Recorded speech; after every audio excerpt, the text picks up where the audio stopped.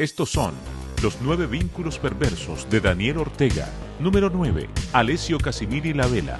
Terrorista, miembro de las Brigadas Rojas, buscado por la justicia italiana. En 1978, un 16 de marzo, secuestra al primer ministro italiano y mata a sus 5 escoltas. Finalmente, el 9 de mayo, acribilló al primer ministro, evadió las autoridades y pudo escapar a Libia y luego a Cuba. Actualmente, vive en Nicaragua bajo la protección del dictador Daniel Ortega. Es dueño del restaurante El Buzo en el kilómetro 13 de la carretera sur en Managua. Su hija, Valeria Casimire, es líder nada más y nada menos que de la perversa juventud sandinista.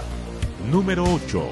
Enrique Gorriarán Merlo, miembro del PRT en Argentina y sicario marxista, tras ser derrotado en múltiples golpes de Estado contra el gobierno argentino en los años 70, se dirige a Nicaragua en 1979. Se convierte en miembro fundador de la Dirección General de Seguridad del Estado, planificada por Fidel Castro, bajo la dirección del asesino Tomás Borge Martínez, perpetrando cientos de crímenes bajo el famoso régimen conocido como la Ley del Bozal. En 1980, asesina al expresidente Anastasio Somoza en Paraguay. En el 89 regresa a Argentina y lidera un acto terrorista contra el regimiento en La Tablada, donde murieron 39 personas bajo el gobierno democrático de Raúl Alfonsín. Es condenado por la justicia argentina y el fracasado cobarde huye a México. En 1995 es extraditado y encarcelado. Fue liberado en el 2003 por indulto. Muere en el 2006. La hija de este sicario asesino, Cecilia Gorriarán, ex esposa del adulador sandinista del Canal 4 Alberto Mora, apareció como prestamista de firmas de Mora para desfalcar a Enatrel con un contrato de más de $11.800. Número 7. Las FARC. Según datos actualizados, hasta el 2022, esta guerrilla dejó un saldo de más de 7 millones de desplazados, más de 121.000 desaparecidos, 50.000 secuestros y 16.000 niños reclutados. Aún con las sangrientas estadísticas, Daniel Ortega tenía admiración por el comandante Marulanda, conocido como Tiro Fijo, máximo líder de las FARC, tanto así que en 1999 este lo condecoró con la Orden Augusto C. Sandino y más tarde expresa sus condolencias cuando muere Tiro Fijo. En el 2007 da refugio y asilo a 3 guerrilleras de las FARC, sobrevivientes de un operativo en Ecuador. En el 2008, ante la indignación de los países que requieren la extradición de estos criminales, como Lucía Andrea Morriet, le brinda nacionalidad a Alberto Bermúdez, cabecilla de las FARC. Número 6. Pablo Emilio Escobar Gaviria.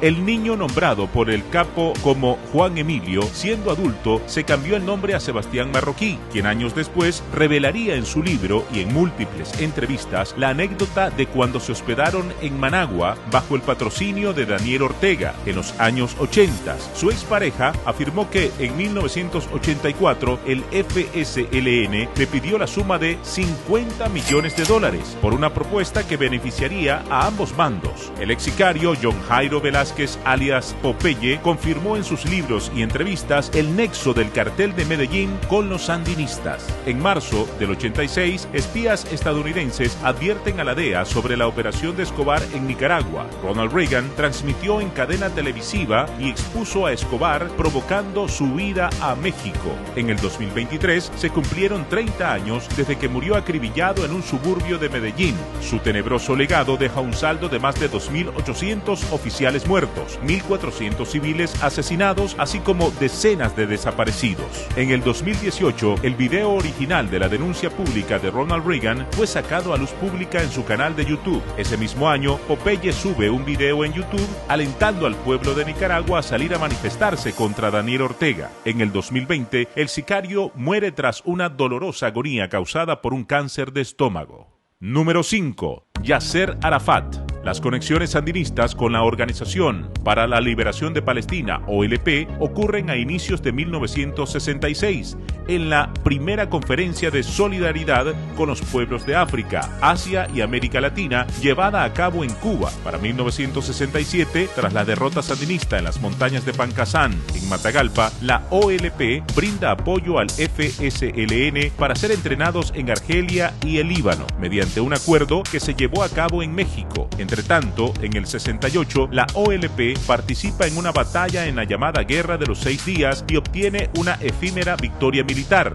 Un año después, es nombrado presidente de la OLP Yasser Arafat.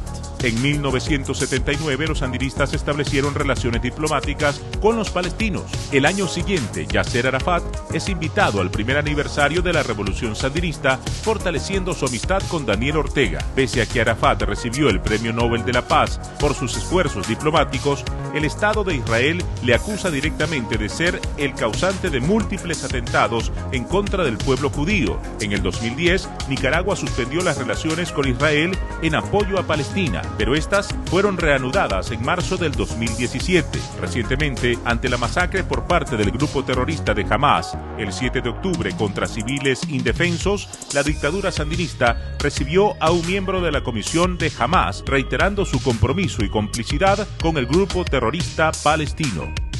Número 4. Hezbollah es una organización terrorista musulmana fundada en el Líbano en 1982. Recibe armas, capacitación y apoyo financiero de Irán y Siria. En 1985, mediante un manifiesto público, reconocieron que su principal objetivo es la destrucción de Israel. En el 2006, iniciaron un operativo terrorista, violando la soberanía de Israel, matando a 8 soldados y secuestrando a 2, lo que dio origen a un conflicto que duró 34 días, dejando un saldo de más de 1.300 muertos. En el 2012, diversos medios de comunicación internacionales compartieron las acusaciones que Israel hizo a Nicaragua. Según Radio Israel, unos 30 miembros del grupo militante Hezbollah estuvieron entrenándose en el norte de Nicaragua, cerca de la frontera con Honduras. El ejército sandinista no dio ninguna declaración al respecto. Hezbollah es la primera línea de disuasión para que Israel no bombardee el programa nuclear iraní. Por eso Irán prefiere a conveniencia que este grupo se mantenga armado, organizado y amenazando al Estado de Israel. Número 3. Ibrahim Raisi, miembro del llamado Comité de la Muerte, un grupo de 4 jueces que en 1988 emitió sentencias de muertes contra 5.000 encarcelados cerca de Irán. Curiosamente, en fechas siniestras, las ejecuciones sistemáticas comenzaron un 19 de julio de 1988, durando aproximadamente 5 meses. El 17 de marzo de 1992, un terrorista suicida condujo un furgón cargado de explosivos hacia la embajada de Israel en la Argentina, causando la muerte de 29 personas. Aún no se tenía claro ni el autor ni el móvil de la masacre. Sin embargo, 2 años más tarde, en 1994, se llevó a cabo un atentado similar contra la Asociación Mutual Israelita Argentina, dejando un saldo de 85 muertes y 300 personas heridas. En el año 2000, el gobierno argentino acusa formalmente al gobierno iraní y a su grupo Hezbollah de ser los autores intelectuales y materiales de esa masacre. También acusa al expresidente Carlos Menem y Cristina Fernández de Kirchner por encubrimiento. Hasta este momento habían imputado a policías argentinos inocentes que luego fueron dejados en libertad.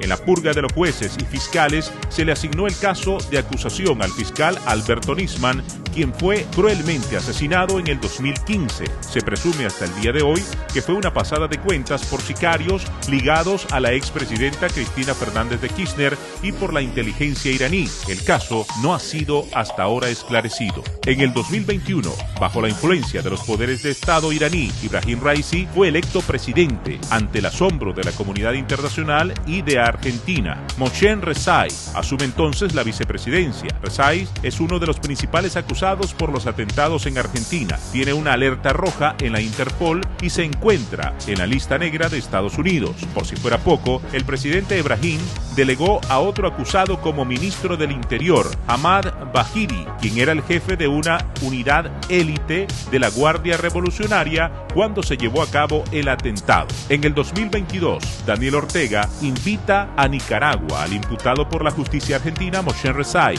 El gobierno suramericano emite un comunicado con una enérgica condena. No bastando el descaro, en el 2023, el presidente iraní realiza una visita oficial al dictador genocida Daniel Ortega con el supuesto objetivo de fortalecer sus relaciones diplomáticas, paradójicamente aislándolos más del resto de países democráticos. Número 2. Kim Jong-un. La dinastía Jong-un, además de ser una de las dictaduras más sangrientas y longevas del mundo moderno, es caracterizada por una serie de excentricidades propias de un ser perverso y desquiciado. Kim Jong-un ha generado tensiones a nivel internacional por su política nuclear agresiva. Una serie de decretos lo convierte en uno de los peores mandatarios del planeta. Por mencionar algunos ejemplos, solo existen dos países en la Tierra donde no existe una Coca-Cola, símbolo del capitalismo: Cuba y Corea del Norte. Kim Jong-un exige a los norcoreanos que le rindan culto a su personalidad, prohíbe el acceso a Internet y la poca información es altamente censurada, controla el peinado y vestimenta de los ciudadanos, la práctica de cualquier religión está prohibida, no tienen libertad de salir del país. Existe de forma permanente un toque de queda. Para las mujeres, hablar mal de Kim Jong-un se paga con la muerte. La importación y distribución de música, películas, libros y otros medios de entretenimiento extranjero están prohibidos. El gobierno controla y regula las relaciones sentimentales y las bodas requieren la aprobación gubernamental. Incluso besarse en público está prohibido. No sorprendió a nadie que en el 2023 la tiranía de Daniel Ortega firmara acuerdos de cooperación con el régimen autocrático de Burkina Faso y tampoco es de sorprenderse que ese mismo año se haya acordado que Nicaragua será el único país centroamericano y el quinto en Latinoamérica en tener una embajada en Pyongyang, capital de Corea del Norte. Recíprocamente, la apertura de una embajada norcoreana en Managua. Número 1. Muammar al-Gaddafi. Este personaje ocupa el primer lugar por múltiples razones, pero la principal es que, de no ser por él, probablemente Daniel Ortega hoy en día no sería el sanguinario dictador de Nicaragua. Gaddafi gobernó Libia de manera tiránica durante su mandato de más de 40 años. En una entrevista para el medio izquierdista de Infobae, Víctor Hugo Tinoco, ex vicecanciller sandinista, relató cómo en los años 70 Rogelio Ramírez y él, junto a otros sandinistas, viajaron a Jordania en busca de armas y financiamiento. Fue ahí donde se dio el primer acercamiento con Libia, gracias a los palestinos de la OLP, al igual que con el ELN de Colombia, financiados, entre otras fuerzas, por Muammar al-Gaddafi. Este le pide a cambio a los sandinistas unir filas contra los Estados Unidos. Se calcula que Gaddafi entregó a los sandinistas más de $100 millones. En febrero del 2011, Libia condona una deuda de más de $195 millones de un total de 313 millones que tenía Nicaragua con el país árabe. Se conoció que el tirano Gaddafi le enviaba dinero a Daniel Ortega mes a mes. En 1998, esto fue confirmado por el mismo Daniel Ortega, quien describió el financiamiento ilegal como una mesada. Las azonadas de los años 90 y la desestabilización de Nicaragua se dieron en gran parte al apoyo de Muammar al-Gaddafi. Luego, ya en el poder gracias al pacto con Arnoldo Alemán en el 2007, Ortega declara que al menos 2 veces al año, durante 16 años, visitaba al terrorista libio. Según Rosario Murillo, la familia Ortega asistió a la boda de un sobrino de Gaddafi en Sirte, la ciudad natal del tirano. La última visita de Daniel Ortega a Gaddafi se registró en el 2008 con el objetivo de pedir dinero para la construcción del supuesto canal interoceánico. Muammar al-Gaddafi fue un hombre perverso y sanguinario. Estuvo involucrado en múltiples atentados terroristas. Uno de ellos ocurrió en diciembre del 88, cuando el vuelo 103 de la Pan Am fue explotado en los aires, ocasionando la muerte de 270 pasajeros, entre ellos 158 estadounidenses, el mayor atentado antes de las Torres Gemelas el 11 de septiembre del 2001.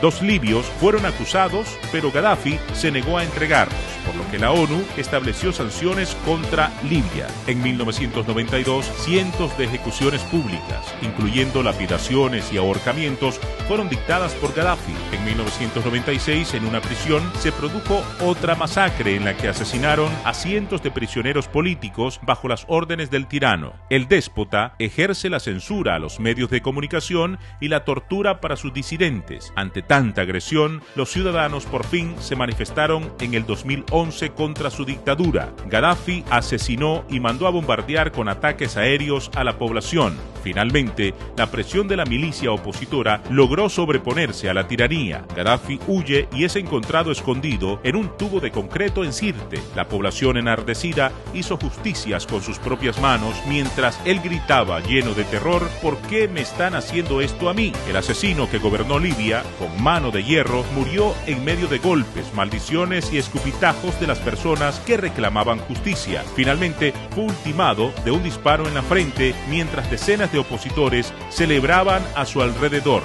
Gaddafi fue sodomizado en su cavidad anal mientras era brutalmente ajusticiado por milicianos libios. Farrar Lastar, sobrino del cruel asesino libio, fue diputado suplente del Parlacén por parte del FSLN. Fue secretario privado de Daniel Ortega, secretario de Asuntos Internacionales y actualmente funge 15 cargos como embajador de distintos países árabes. Es posible que el número de vínculos perversos de Daniel Ortega sea mayor al presentado en este reportaje. Sin embargo, de algo sí se está claro: los días de la dictadura sandinista están contados desde mucho antes del 19 de abril del 2018. La elaboración de este video ha sido posible gracias a Sumemos por Nicaragua.